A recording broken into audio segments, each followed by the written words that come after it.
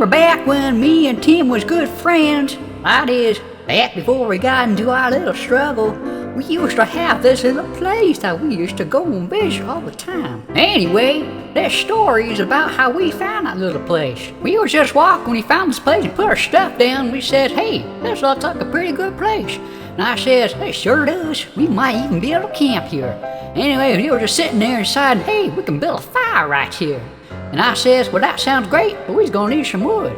And she sits down and he says, I don't know if we need any wood. And I says, I don't know. If you want a fire, we got to have ourselves some firewood. And I sit down and I start picking up these sticks and I says, these are mighty good sticks. And I started putting them in the air and I threw one near his face so he could see it. And he says, oh well. And I come over to the fireplace and I says, hey, let's put some more sticks in it. And so my friend Tim starts grabbing these sticks and he says, okay, I'll put them in this here fireplace. And so I pick up a stick and put it in this big stick and I start rubbing it saying, this ought to start a fire. My friend just started laughing and says, they ain't gonna start no fire. And I says, well, it should. And he says, nuh-uh, we need something more if we're gonna start a fire. And so I take the stick and he takes a stick and we try even harder to make a fire. But that didn't work, so we says, let's just get up and go exploring a little bit.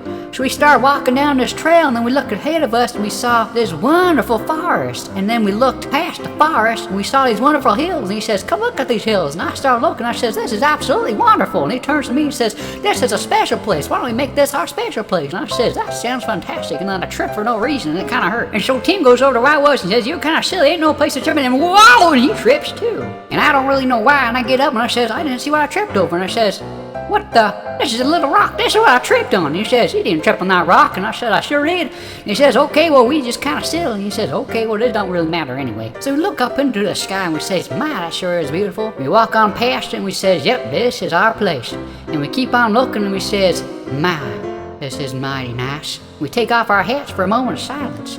We says, we will always remember this place because this place is our place.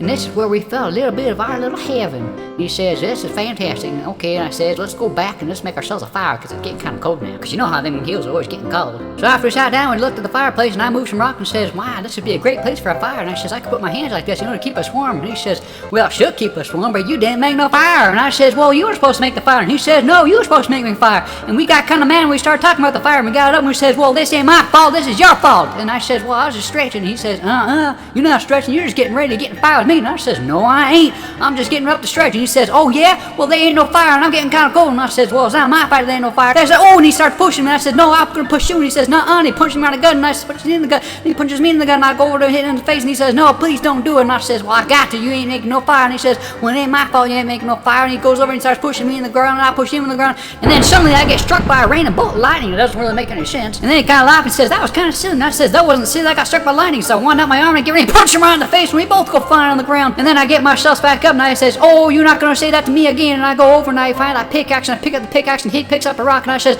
you ain't going to get me this time. He says, oh yeah, I'm going to hit you with this rock. And I said, I'll hit you with the pickaxe. And he says, I don't care. And he throws a rock and hits me right in the head. And I said, oh man, that hurt. Well, and I couldn't walk and I was going crazy. It's like as if I was drunk. And then he punched me in the face and I couldn't get up and he starts putting me in a chokehold. And I says, no, I can't breathe. And he says, oh yeah, well you ain't going to get me again. I keep swaying around like I'm kind of drunk. And then that moment I suddenly fell right on my back on the ground. And then my friend takes his pickaxe and he starts hitting me right in the head. And I don't really remember what happened. I just think it kind of hurt. And he just puts the pickaxe back and he throws the hat over and he throws the hat back on my head. And then I start twitching every now and then. And he thinks nothing of me. He's like, it's probably just that lightning that got him. And he says, oh well, I just wanted a fire anyways. And he sits down and says, well, it's too bad I ain't got no fire to keep me warm. And then suddenly I get up off the ground for no reason. Anyway, he picks up the pickaxe and says, hey, didn't I hit you in the head? And I says, what, me in the head? He says, yeah, look at that. And he says, oh, I ain't got no hole. And he says, oh well, I don't know what happened. Let's just go. So I pick up my rope and I follow him. We walk a little ways and he turns around and he says, this spot will always be our special spot. And so anyways, that's how we found our special spot. And that spot will always be special to us.